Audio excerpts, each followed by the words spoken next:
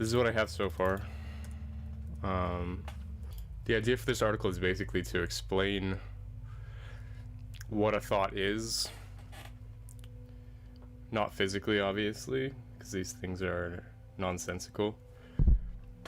People have told me that my style of writing philosophy is very poetic. I'm not sure if I agree, but I guess it speaks for itself. Do we have total control over our thoughts or no control over our thoughts? So Daniel Dennett, I wanted to talk about his theory of qualia. A lot of people have trouble with that. They call it sensum. A lot of actual philosophers disagree that it's even a thing.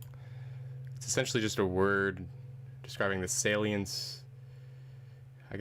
instances of our thoughts and our experience. Obviously that's related. Lacan is pretty obvious if you know anything about psychoanalysis. I'm having a couple problems with what I'm talking about. Specifically here, calling metaphysics a science, I know a lot of people are going to have trouble with. My tactic, though, is to write anything, even if it's bad, and then come back to it and notice things like these. It gives me time to really consider if it's worth changing or not. I guess science obviously is based on hypothesis and deriving theories which can be provable based on experience, and metaphysics is disconnected from that. It's something entirely separate. But if we call it a science of imagination, it might be more accurate. There's a lot of things about this terminology I can't control. You don't have grasp over how people define words, really, other than yourself. I'm gonna quickly run out of music to play.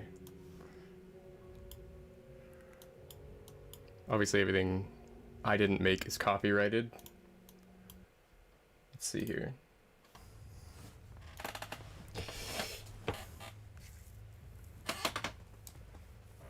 Sweating so much.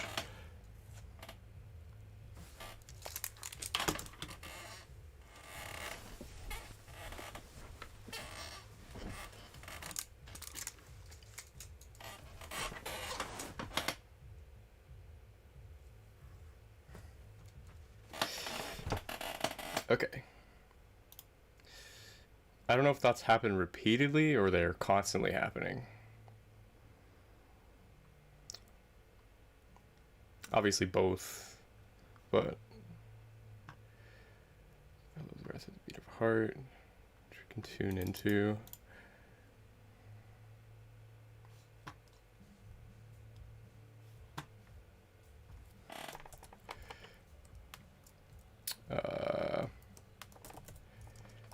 What we hear.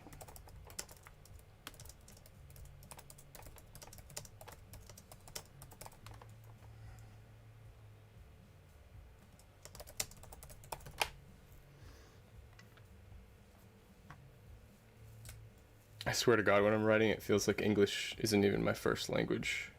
This is my old Bandcamp. I made these songs like 5 years ago. Something I do to get inspiration flowing is like open Photoshop and start making art for the article as I'm writing it. That way I can kind of like write the words according to the visuals and vice versa. It's almost like parallel processing in music, where you can attenuate like the natural frequencies. Okay. Except what's the visual of a thought? Obviously the brain and thought bubbles, clouds.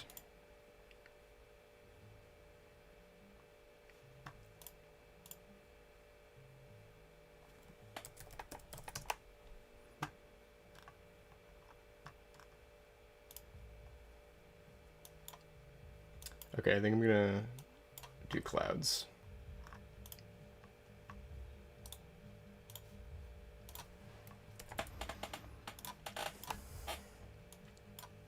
All right.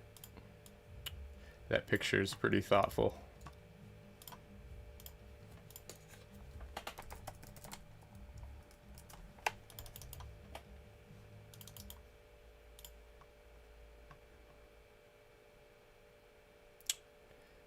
fonts are so weird. I hope my Photoshop shortcuts don't overlap with my streaming shortcuts. That would be a disaster. I don't use masks in Photoshop, by the way. It takes too long. People would argue with that, but I just do that. What did I just name that? Clouds? Yeah.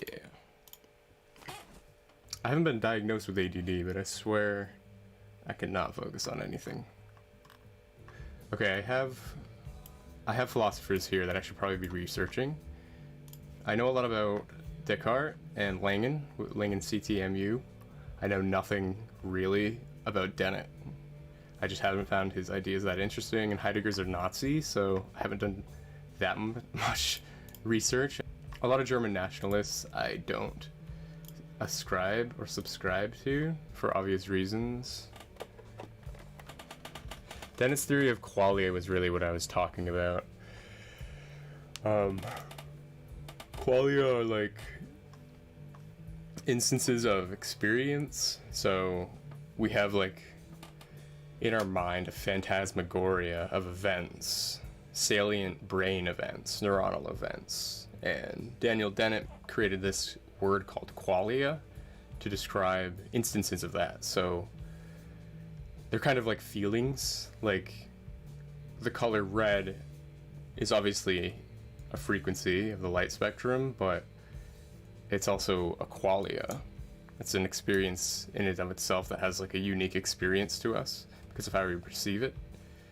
Every color you could say has a different qualic interpretation or a different like qualic form. But a lot of people hate using that word in academia for some reason. I think it's really cool. I think if Descartes had that word when he was alive, he would have used it. But he didn't. He created a lot of these terms that we've adapted into even weirder terms. Same thing with the CTMU. I wrote an article about it, my first article actually. Not explicitly the CTMU, but there's an idea from it called multiplex universe theory, which again has a lot to do with qualia, as you can see. This is actually a pretty good diagram. So you have objects and experiences, and obviously each experience is technically an object in and of itself. It's an object of experience. And the whole point of this article, multiplex universe theory, is taking two inputs and then synthesizing them into essentially an object of experience. Now this is A or not A, this is B or not B. So every object, especially of interpretation, always will have an opposite. It's a lot like if you've read Hegel's theory of, or I guess his version of dialectics. You have a thesis and an antithesis, and then a synthesis. So you take two elements and you compose them into a third. That's essentially what our perception is and how our thoughts work. It's actually funny if you look into the history of dialectical materialism specifically, Marx will talk about this theory, but apply it to capitalism. So instead of this being just an individual here, an individual can actually be an organization. So not just a person, but it can be kind of like a hive mind or an industry for Marx. Except that's kind of what I mean by I get distracted is I'm supposed to be just writing about thoughts, and I'm just having a bunch of thoughts.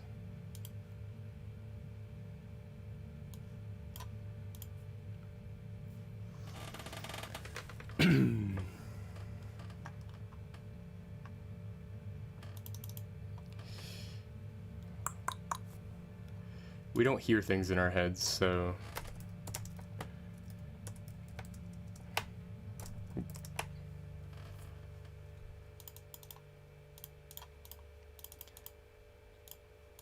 and what's in our heads isn't who we are currently, because that doesn't really exist. I mean, we're beings, but more than anything, we're constantly changing. We're constantly becoming something else.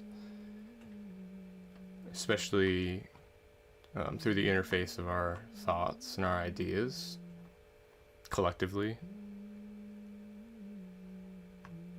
Some of the things I write I think are really pedantic. Like, obviously what you think about is what you become. Obviously your thoughts lead to actions. There's a lot of science and, I guess, mystery involved in that. It's worth talking about and kind of fleshing out what we do know. I have another article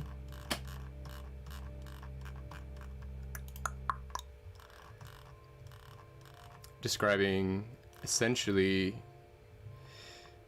how thoughts are bosonic and like fourth density objects, and our bodies are third density. Obviously they're matter, and thoughts are fourth density, I guess just objects of experience. It's much like if you think about neurons and you think about salience in the brain, it connects without connecting. A lot of people, especially Roger Penrose, think that consciousness is quantum, and quantum entanglement has a lot to do with, I guess, how our thoughts form without actually touching. But obviously when you go down that route, it gets kind of confusing, because he talks about microtubules and how they stretch neurons and connect to other ones. But when you're thinking about that, you're not really experiencing what a thought is. And that's the whole idea of Daniel Dennett's theory of qualia. It's like, even if you're researching neuroscience and you're studying the brain, even if you're under an MRI machine, the thoughts that are in your head aren't what your brain looks like or what your neurons are doing. So you need a word like qualia that describes the first person experience, because science can't do that. I think thoughts are based heavily on memory. If you don't write something down, you're definitely going to forget it.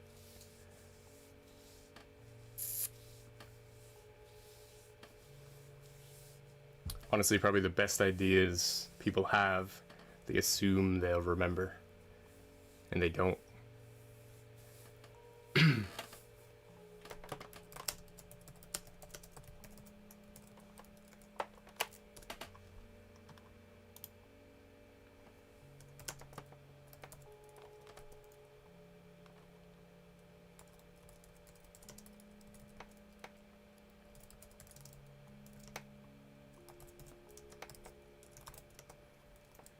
Do we choose to remember things, or...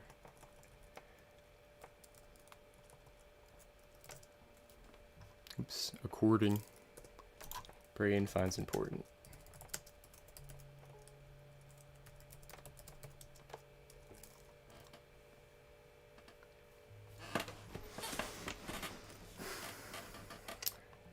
This is why philosophy is hard, because thoughts don't act. You could say they're based on memories, but what's doing the acting? Obviously, you. Now what are you? Are you your thoughts, or are you your brain, or...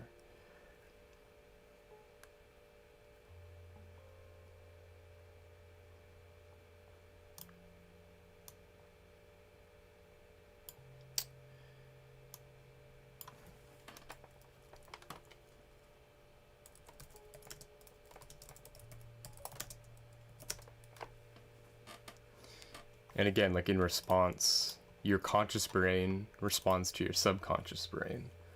So there are layers even to that statement occurring in response to what our brain finds important. Say,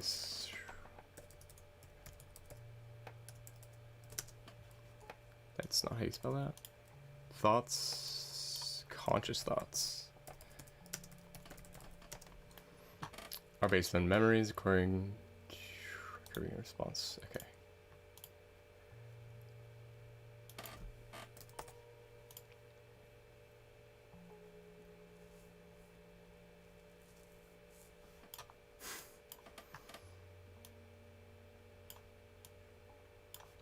I feel like everyone exists. You think, therefore you am. Hang on. Cogito. There we go.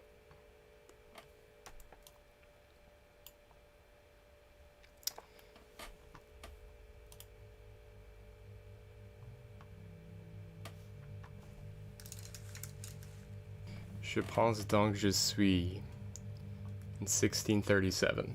That's pretty advanced thought to be having in 1637. I think everyone's existence can be proven through their own thoughts. My existence can't be proven to you, and yours can't be proven to me, but to yourself, if you're thinking, you know you exist in some sense, right? Because you just have this feeling, and that alone is enough. That feeling that your thoughts are occurring right now, and that you kind of have an attachment to them, a real life, like real time attachment. You definitely can't ever know if anyone else truly exists, but you can know that you exist, according to Descartes.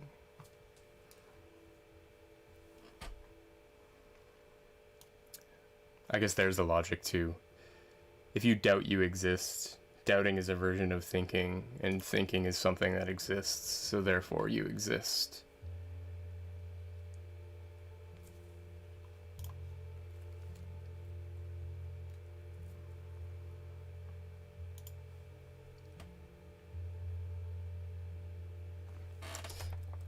I'm gonna include that. Even doubting you're alive is being alive.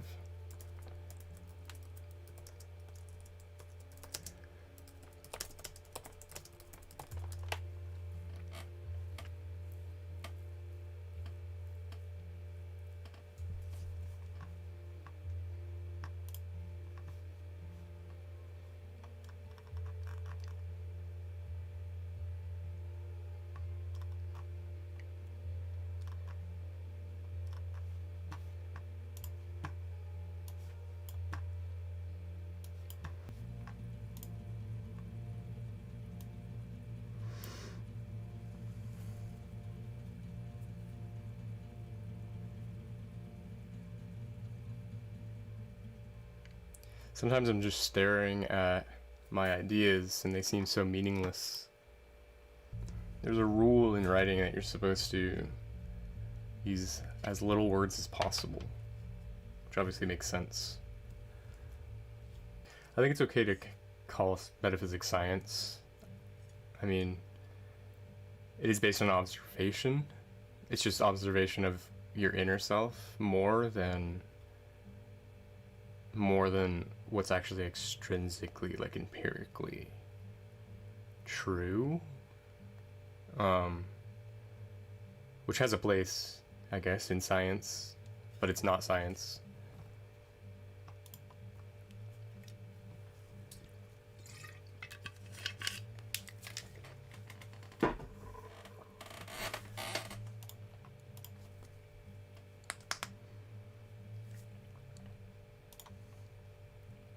And we can control what we do with our time. That's just wrong. That's true. I think everything does have a meaning. Yeah. Yeah, and if you think about it, thoughts are like the most tangible thing in existence. You can feel them more than you can feel actual objects. And obviously they mean more. Like, facts of being don't mean anything. But how much control over what things mean to you do you have? So, like, I think this statement is true so far. There's so much about thoughts we can't control. Like impulses.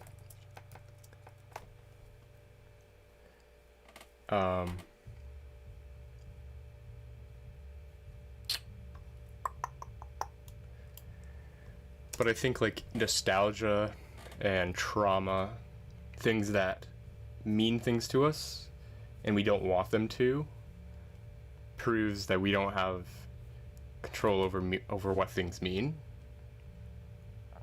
It's more of we were born with a blank slate and we were taught we're taught what things mean and how to derive meaning from our environment. So religious people, I guess, have a different way of thinking, obviously, but a different tangibility to their own thoughts. They're different. They see a different world than non-religious people.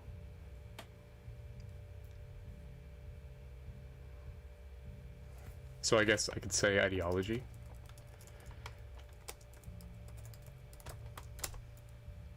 Belief. We have more control over than ideology, I'd say, because belief isn't really pressured onto us.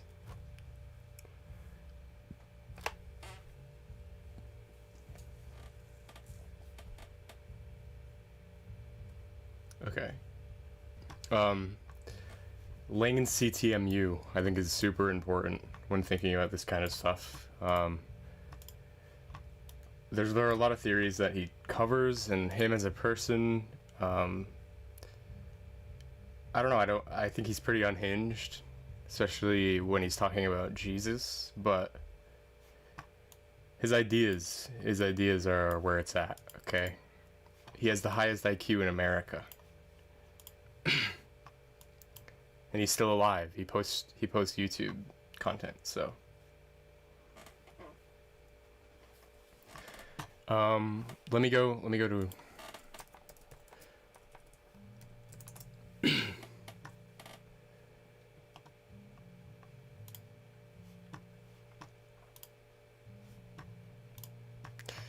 okay.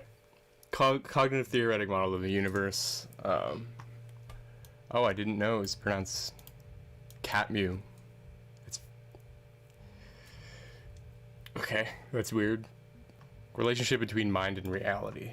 That has a lot to do with what I'm talking about here.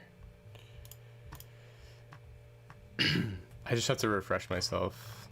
The theory is so convoluted. I mean, you'll find that with a lot of philosophers, but it's like he tries to make it as hard as possible. The main idea is that logical syntax is the nature of reality. So if you go all the way back to Plato and his theory of forms, he talks about everything kind of having a discorporate, ethereal form attached to it. So there aren't only objects, but there's like a realm of form. And obviously, Chris Langen thinks that's logical syntax, which I've written a lot about and I'm kind of obsessed with. It's like a mathematical version of philosophy. I wrote about it in these two articles. Frankenstein's Metalogic, obviously that's about Frege and Wittgenstein. But I have, okay. This one's also about Wittgenstein, and Bertrand Russell. This is basically logical syntax.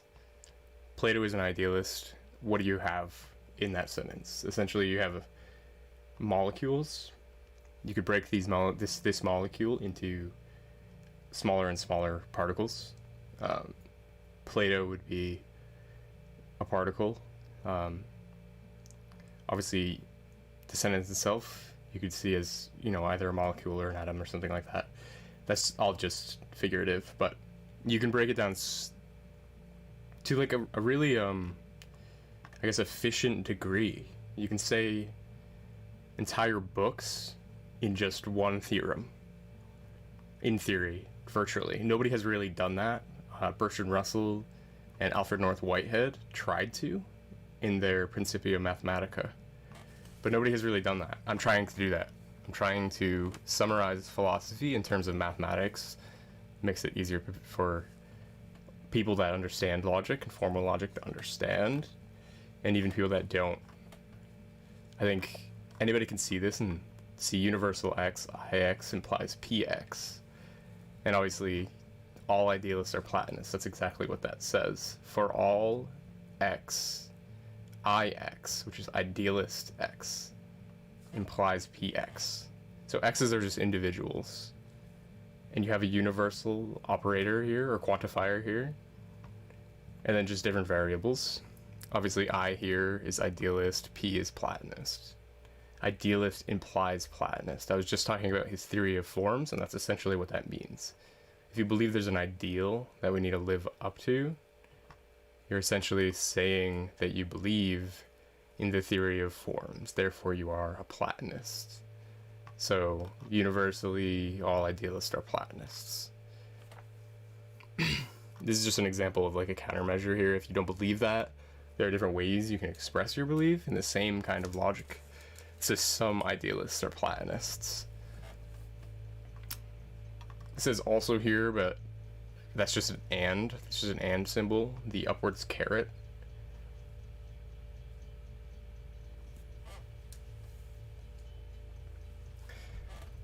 So like in words, I guess I could say for some x, such that ix and px.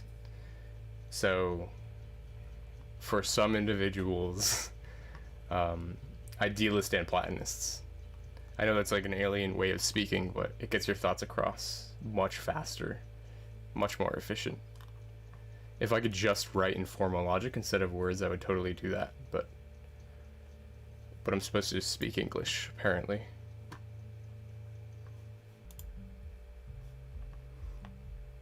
When I'm looking over there, my chat's over there. It's not on my normal screen. It shows it on the stream, but it's just an OBS overlay. Actually, that's what I'm seeing. I can't focus though. Like, this is how I write all the time. It's not just because I'm streaming. I just research random things, think about random things as I'm doing it. The CTMU is kind of where I, yeah, OBS. OBS is the best streaming software, and probably screen capture software, screen recording software ever. I have my microphone hooked up to my camera, and I have no idea how it sounds, so that'll be fun to find out. It sounds like shit when this is done. My interpretation of the CTMU is that it's this theory of everything. It's the cognitive theoretic model of the universe. It's almost like panpsychism, if you've ever heard that, is believing that everything is cognitive, and believing that that's how the universe came to be, and that's how things change, that's how particles interact, is by being cognitive and communicating with each other based on what Chris Langan believes is logical syntax. So what I was doing in that article talking about Plato is how the universe speaks, which is, I think, is a cool idea. It's not mine, it's Chris Langan's. I haven't heard it from anyone else before, and usually with philosophers, I mean, all philosophers are just footnotes to Plato. I guess including Chris Langan, but there's something that he's tapping into that I think is new. Even Noam Chomsky and the new philosophers you hear about aren't really talking about what he is. They're not being as revolutionary as what he's doing. He believes in God.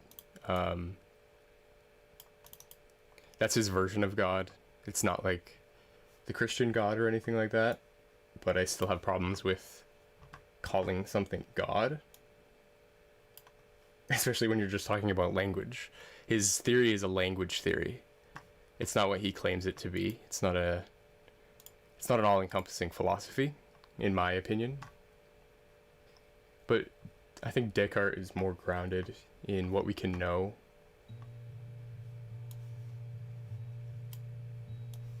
That's me and my friend fighting over Clockwork Orange in the library of our high school. I think my interest in the CTMU is really about the non-duality aspect. Buddhism and stuff like that is non-dual, claiming that like the universe is one thing and you're a part of it. Yeah, the cat mew. The cat mew, that's gonna be so hard to correct in my brain. The cat mew. That name is so distracting.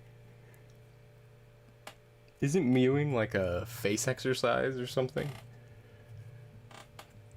I think mewing is like a tongue exercise.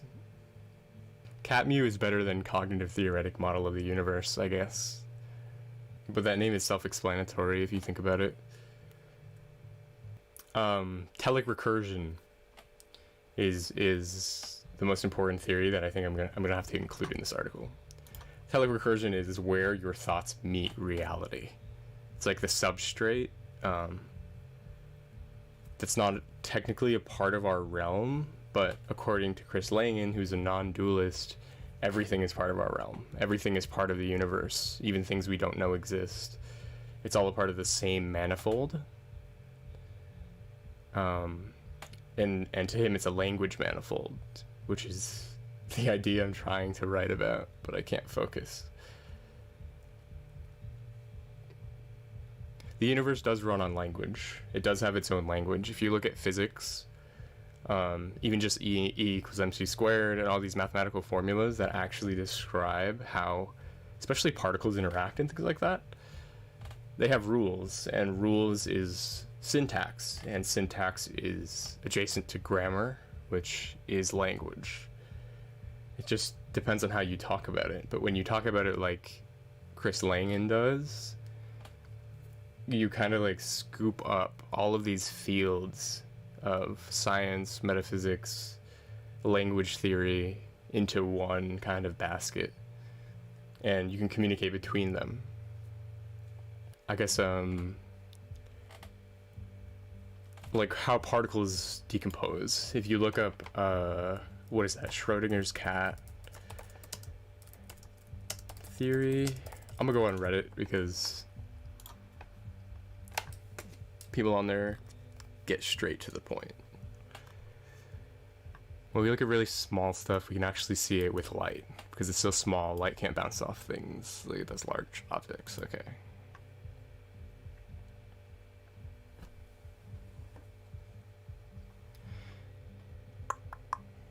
Half the time when I hit an electron, half the time it's moving light. Okay, so like double slit experiment type of stuff. 50% chance any electron is moving right, 50% chance that it's moving left. I think this is how our thoughts work.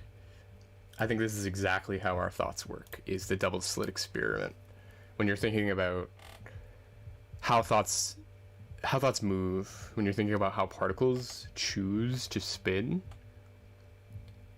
it feels, to science it feels random, but I think it's cognitive. I think it actually does have some sort of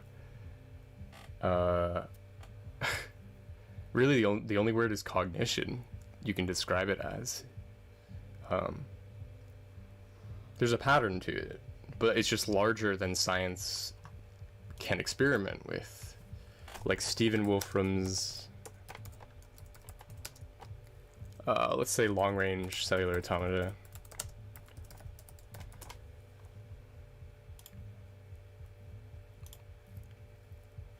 Yeah, okay. So basically, Stephen Wolfram made this program, let's say. He called it a new kind of science that describes cellular automata and how you can start with, let me move that. Basically, a simple set of rules that emerges a really complex pattern. Something like this.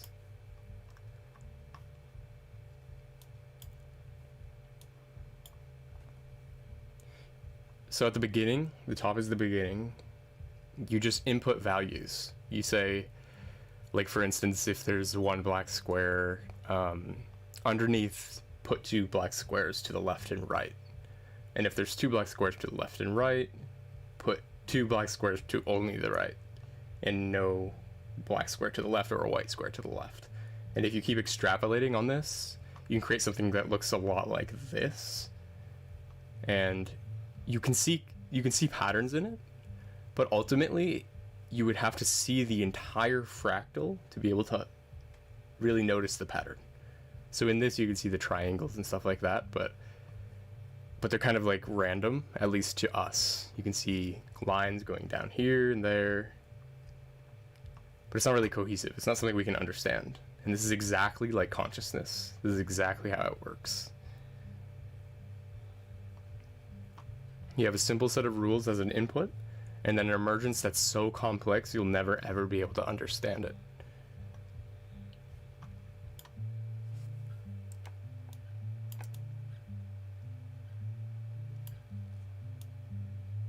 Oh my gosh.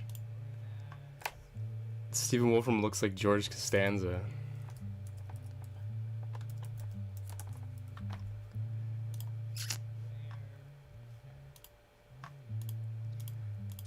Okay, I'm gonna make a meme about that real quick.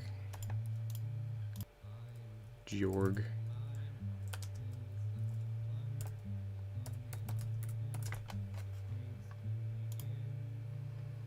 Is George Costanza still alive? I mean, the actor?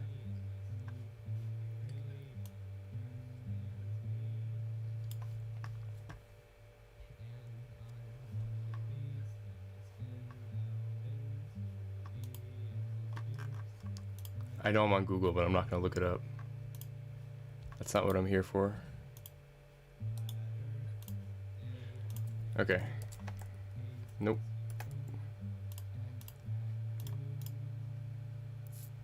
I know you can hear my mouse. Just gonna have to deal with that. I don't have a silent mouse. Okay. This is literally... Okay. How is that not the same person?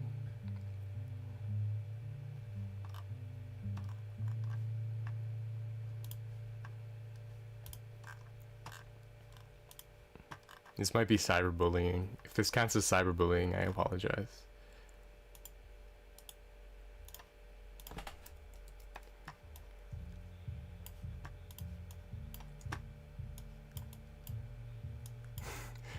This stream is so weird. I just have shitty music playing in the background. I mean, I could have found like royalty-free music, but I have music, and I'm lazy, so you're just gonna have to deal with shitty music.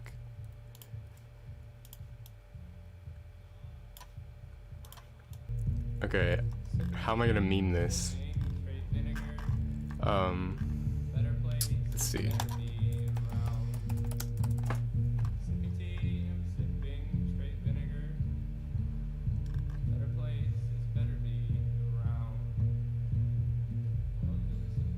Okay, that's, yeah.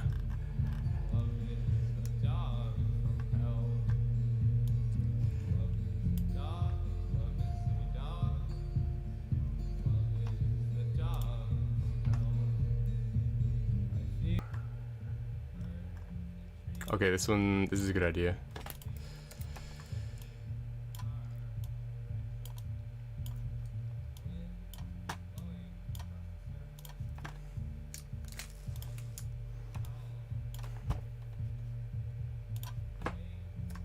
This is how memes work.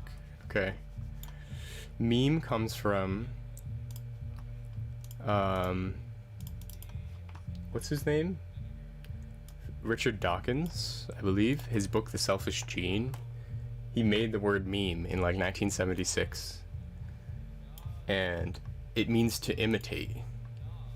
It means a unit of imitation. So what I just did, okay. Let's say Wolfram. Oh, also, generally meme fonts can't look good. Unfortunately, that looks so nice, but you just want plain Arial if it's a meme. I don't know why, but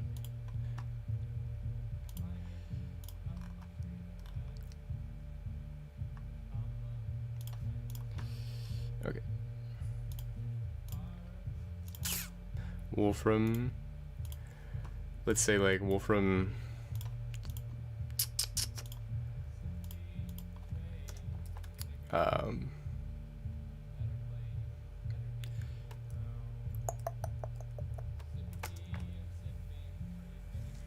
Searching for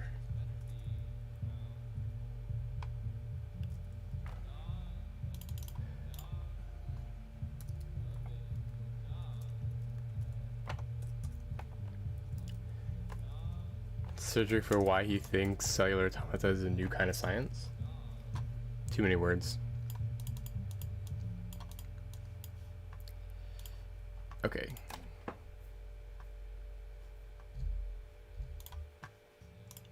I heard that George Costanza was the main character of Seinfeld. I don't know. I'm not really into that show. But that doesn't seem true to me.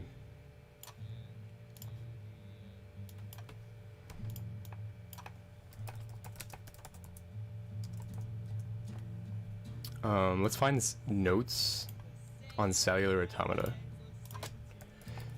Or examples, let's say. And try to find something funny.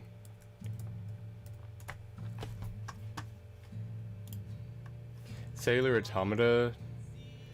Okay, here we go. A discrete model of computation studied in automata theory. An automaton is something that behaves automatically.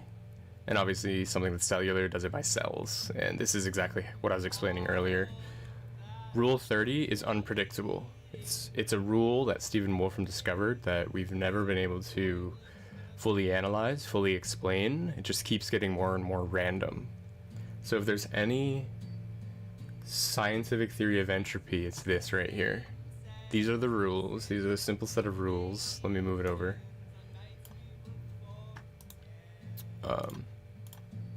Yeah.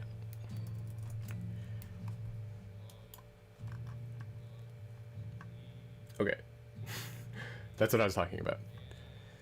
Starts here. Okay, it's blank, so 3, okay, and then 2, right? And it keeps going and going and going. And it keeps getting more and more random, and humanity, we're pattern-seeking species. Pattern-seeking creatures. So essentially, we should be able to understand something as simple and mathematic as this. This is defined as complex emergence. Seashells, you can think of crabs. Carcinization of crabs is another good example. How different species of crabs have evolved into the same form is another example of this. It's complex emergence. Thoughts are themselves a complex emergence. That's the whole point of looking any of this up. But now I'm making a meme, so I totally agree. George Costanza is a complex emergence.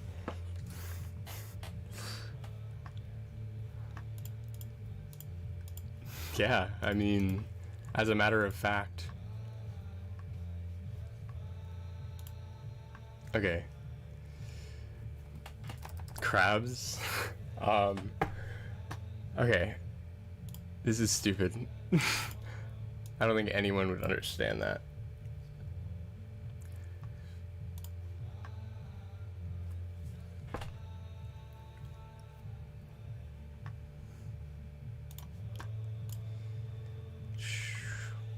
Most famous cellular automata. I don't want the math. I don't want that. That's boring. What I need is something funny. Funnier than crabs.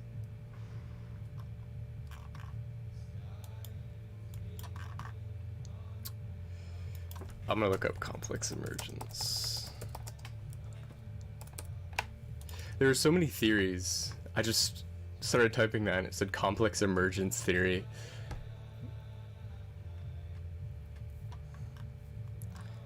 You don't have to name it theory if it is a theory, right?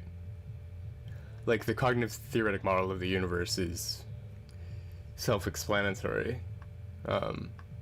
Something like complex emergence theory, you can just call it complex emergence.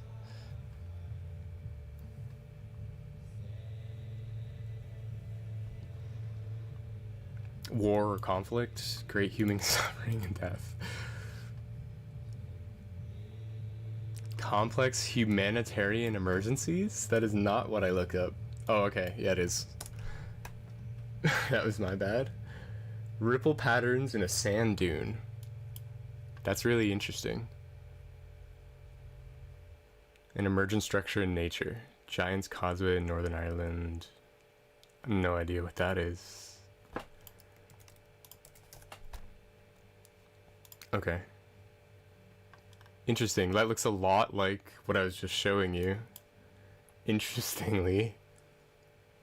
That's basically cellular automata in nature right there.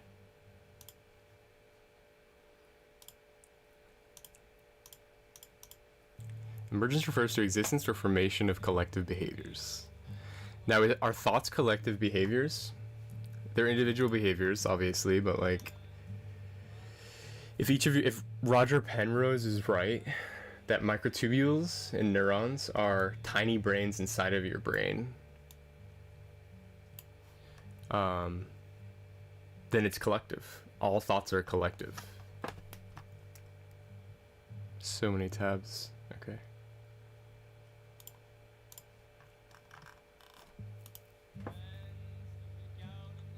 Why?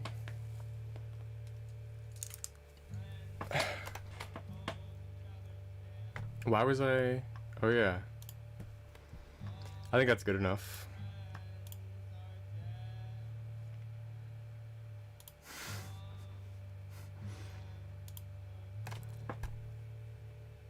Crabs. Wolf from taking notes on crabs.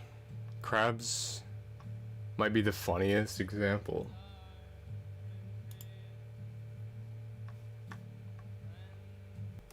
Complex. That's technically convergence, if you're talking about crabs. Right? Because crabs are different species, but they look the same.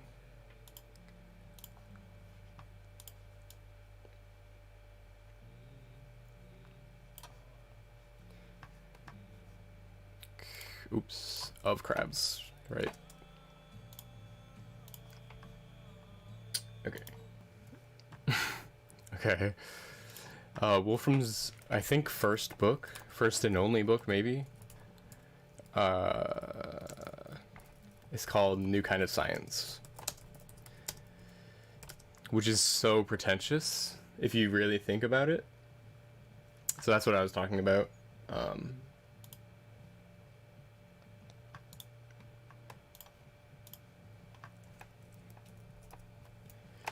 He's just describing crabs. He's describing he's describing complex emergence, which is crabs.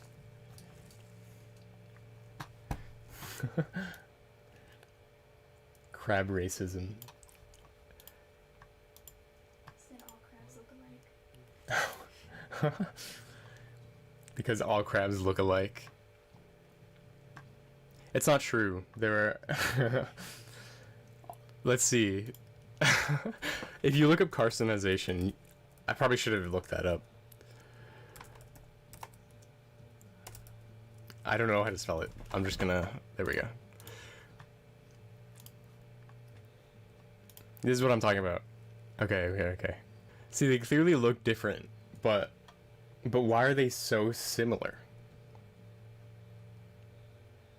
It's if you turn this upside down, this picture right here is essentially another cellular automata. It's kind of funny that they all have these bifurcating structures, kind of. Wolfram cellular automata isn't bifurcating, I would say, only certain patterns, certain rules. But in nature, you find bifurcating structures. So the emergence, the complex emergence, is when these bifurcations have mutations, which is like if you think about your body and you think about your lungs, your bronchial tubes, and all your veins, all of those are bifurcating, kind of like the evolution of crabs.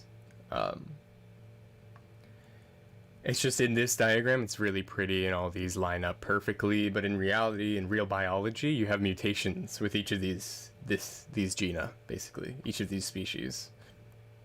And those bifurcations is what creates the complex emergence. If everything unfolded in order, everything would be predictable. Everything would kind of be the same. It would be according to the same laws. There would be no, like, versions of crabs. There would all be one crab. Maybe everything would be a crab. Maybe God is a crab. The song is about my cat.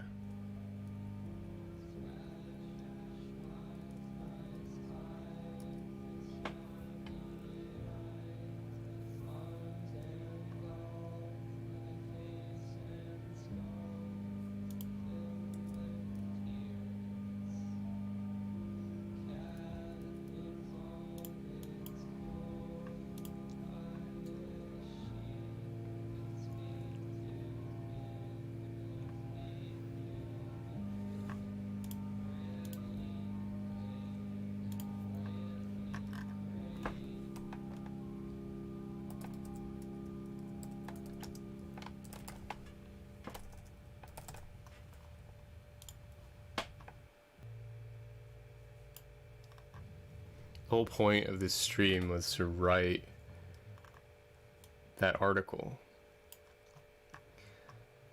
And now look at what we've done.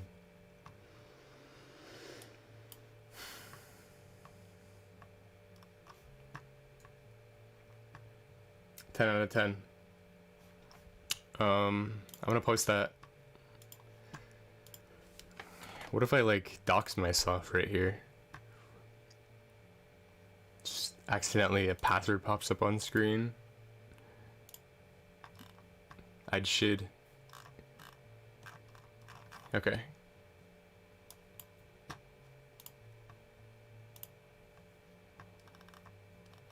I always forget. There we go.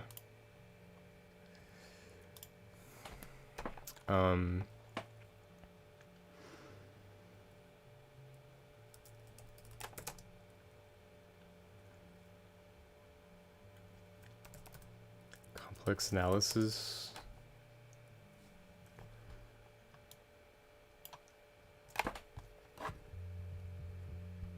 On memes, I feel like the caption you put at the top is the most important part, because anybody could steal memes.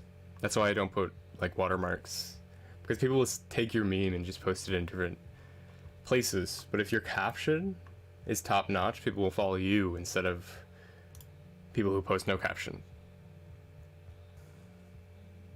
I don't think I know enough about Stephen Wolfram to be able to meme this. Complex emergence is a mood. I didn't follow my own rule there. Okay. After I tweet this, I think I'm ending the stream. It was a writing stream, but instead I made a single George Costanza meme.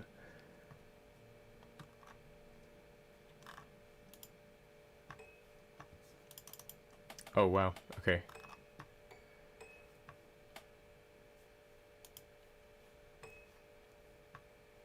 Can't even post it.